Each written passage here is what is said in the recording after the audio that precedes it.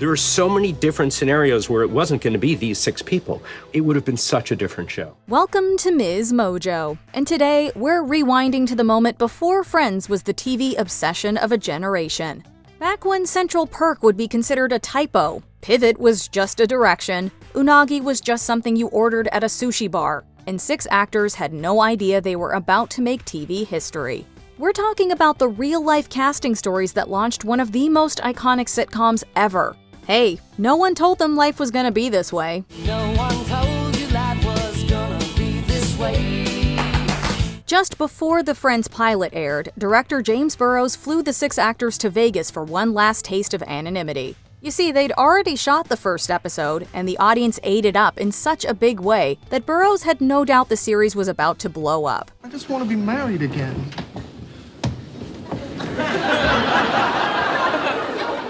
And I just want $1 million. So he chartered a plane, handed out some casino money, took them to dinner, and reportedly told them, quote, "I want you to be aware that this is the last time that you all can be out and not be swarmed, because that's what's gonna happen." We would do anything for Jim Burrows because he really gave us the opportunity of a lifetime and probably the best 10 years of our acting careers. As the story goes, NBC exec Warren Littlefield felt there was a major gap in TV for young professionals figuring life out. For advertisers, that was an untapped gold mine. Luckily for creators David Crane and Marta Kaufman, those awkward roommate stories, first jobs, and messy love lives were still fresh. Well, let's see, the FICA guys took all my money. Everyone I know is either getting married or getting pregnant or getting promoted, and I'm getting coffee. And it's not even for me. In fact, a share of what made it to air, like Joey's underpants vendetta or Ross's leather pants disaster, originated from the writing team's own lives. But before any of that, they had to cast 6 people who could make audiences feel like they just made 6 new best friends. It's like a fun gang. Matt LeBlanc. Much like Joey, Matt LeBlanc was a struggling actor when he landed the role that changed everything. Estelle, you gotta get me some work. I lost my health insurance. He barely had any professional credits, just $11 to his name, and was getting pretty desperate. He auditioned multiple times, and even did a chemistry read with Courteney Cox. Not to mention his memories of the network test sure sound interesting. This was between me and one other guy, and the other guy had like a cowboy hat on, a denim jacket, cowboy boots, and I was like, what if he has the same script as I have? According to the showrunners, they saw plenty of actors who made for believable Joeys, but no one made him funny the way LeBlanc did. Just when I thought I was out, they pulled me back in. Apparently, he beat out actors like Hank Azaria, Vince Vaughn, and Louis Mandylor, who actually still got to play the role at one point. Kinda. How are you doing? No. How you doing? What? How you doing? Damn it, Carl. Go wait in the hall. LeBlanc also shared that before his audition, a friend suggested they go calm his nerves with a drink or several. They did, and ended up injuring his face. He showed up with a giant scab, and they loved it. Classic Joey. And I'm looking in the mirror and it's bleeding. I was like, oh my God. So I have to go in for the big callback. And it's like a big, ugly scab on my nose. And Marta Kaufman said, "What happened to your face?" And I told the truth and got the job. David Schwimmer. Schwimmer had a less conventional path to Friends than the rest of the gang. Before the show, he'd auditioned for a pilot called Couples, also written by David Crane and Marta Kaufman. He didn't land that part, but he definitely left an impression. And I auditioned, and I actually tested with 2 other actors. One of the actors, who's a close friend of mine, Johnny Silverman, got the part. Right. And then the pilot wasn't picked up, but they remembered my test, and they remembered my voice, I guess. When it came time to cast Ross, they actually wrote the role with his voice in mind. Marta and David made it clear to me, made it known to me that they had written the role of Ross with my voice in mind. There was just one problem. Schwimmer had pretty much sworn off TV after a bad experience and was focused on theater. Even though the role was his, no audition needed, he still needed a little more convincing. While he wavered, they saw Noah Wyle, Eric McCormack, and even Mitchell Whitfield, Dr. Barry Farber to the fans. Which incidentally worked out pretty well for me. Apparently, it was Burroughs who ultimately urged Schwimmer not to throw away this shot. As we now know, the showrunners were spot on in their vision. Unlike a certain pair of leather pants, this was a perfect fit. Okay, seriously, what do you think? You look like a freak. Yeah, awful. Matthew Perry. Like Schwimmer, Perry was already on the showrunner's radar. They'd worked with him before on the sitcom Dream On. And no matter how many actors they saw, no one brought Chandler to life quite like Perry. And when Matthew reads that dialogue, it sparkles. And it comes alive. And for the first time through the casting process, we knew there was a character there and that this was the only guy to play it. Side note, he even helped out a few friends who were auditioning for the role. At the time, Perry was out of money and desperate for work. His business manager called to break the news. It was time to get a job, fast. What a terrible business manager he was. He just called me one day and said, Matthew, you have no money. That's a call you want a month before you run out of money. Warning? Yeah, I got rent to pay. How about a little warning? So I called my agents. I said, you got to get me any job you can. So he signed on to a sci-fi comedy pilot called LAX 2194 about futuristic baggage handlers and aliens. Yes, really. Thankfully, the network knew it was going nowhere and let NBC know he'd be available. And then someone from Warner Brothers actually was at the taping of 2194 and thought, this show is never going. Put him in Friends, we'll be okay. If not, Chandler might have gone to John Cryer, Craig Bierko, or Jon Favreau. Anyway, once he became available, in just under a week, he went from the audition room to the set. Once again, the creative team showed that their first instincts couldn't be more spot on. Casting Perry turned out to be, what's the word we're looking for? Oh yes, perfection. Could have said gum would be nice. Could have said I'll have a stick, but no. For me, gum is perfection. Lisa Kudrow. You know how they say it's about who you know? Well, that was kind of the case with Lisa Kudrow's journey to becoming Phoebe Buffay. At the time, she was playing Ursula on Mad About You, where David Crane's partner, Jeffrey Cleric, was a writer and co-producer. To him, something about Ursula just felt like a gateway to Phoebe. Almost like they could have been twins or something. My husband Jeffrey was writing and producing on Mad About You, and he said, Phoebe's right here, playing Ursula, the waitress. But auditioning was arguably more daunting for Kudrow than it was for the others. She'd been cast as Roz on Frasier, but didn't make it past the pilot.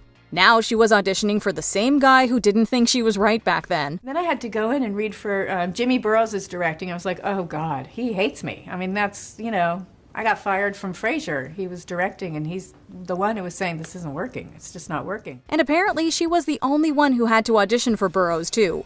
So when he simply said, no notes, she wasn't sure if that was good or not. No notes either means, it's beyond. I don't even want to engage. Just forget it. Or, it's fine the way it is.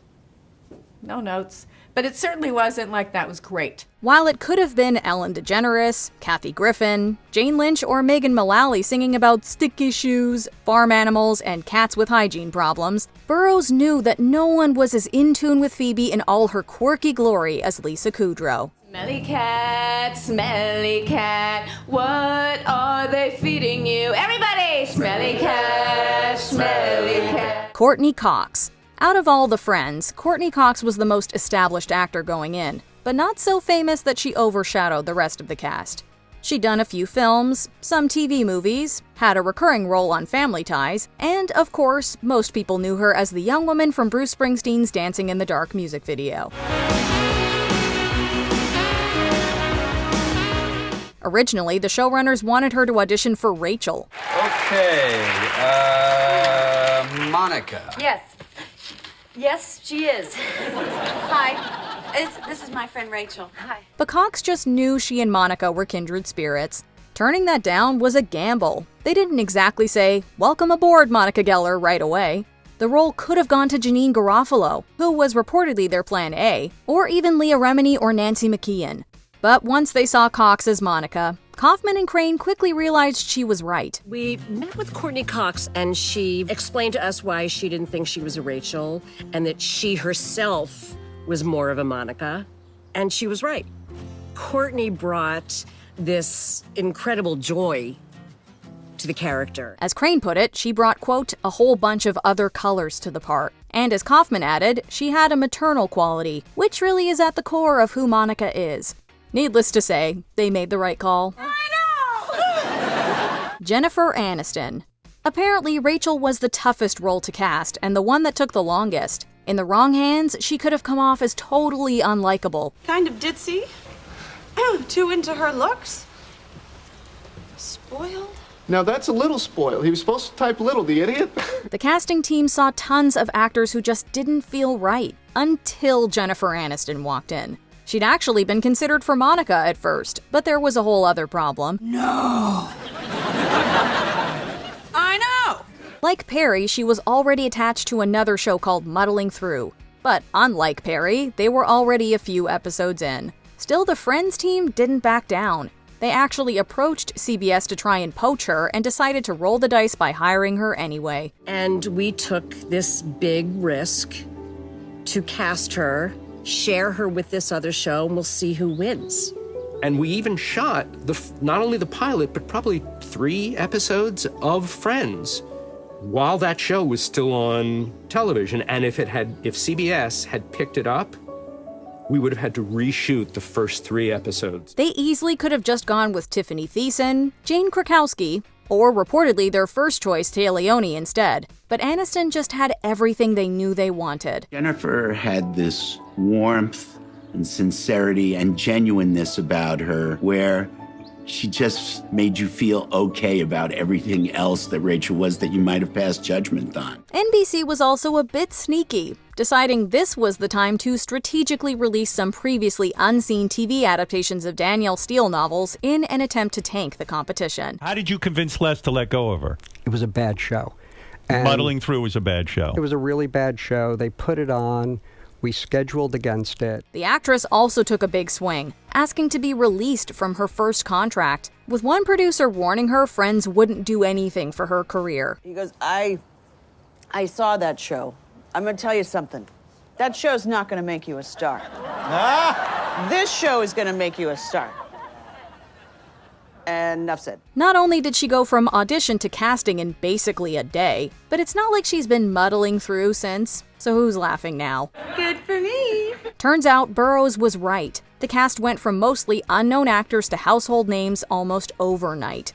Courteney Cox called the experience, quote, lightning in a bottle, and from day one on set, she knew they had something special.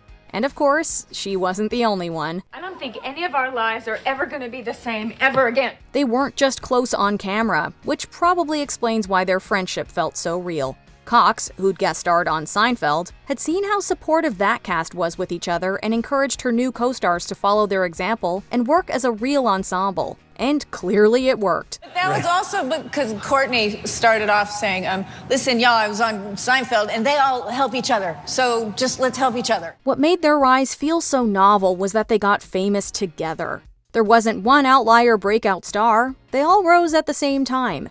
And it wasn't just a creative choice, it was a professional one too. What's more important, your friends or money? Friends. They famously negotiated their contracts as a group, making sure everyone earned the same and eventually pulling in $1 million each by the final season. That egalitarian sensibility that David Schwimmer asked them to embrace, it ended up working powerfully on their behalf as they renegotiated contract after contract. Their fame went beyond TV. The hairstyles, the fashion, the catchphrases all became part of pop culture. Hey, how you doing? For 10 seasons, they were a friendly face, a familiar one. The ones who saw us through those growing pains where it often felt like it wasn't your day, your week, your month, or even your year. Over the decade, their faces were on magazine covers, talk shows, billboards, you name it. They were there. They're on the cover of Rolling Stone. Rolling Stone, I mean, we're a TV show. They've somehow entered the zeitgeist. I don't know when that happened. Between them, they racked up 256 award nominations and 65 wins. The finale was practically a cultural event, pulling in 52.5 million viewers, beating Seinfeld's record-making moment. And it was a happy place, filled with love and laughter. But more important, because of rent control, it was a friggin' steal. But more than anything, fans felt like they'd made 6 new friends. Friends who didn't just stick with them for 10 seasons, but who would always be there for us when we needed them.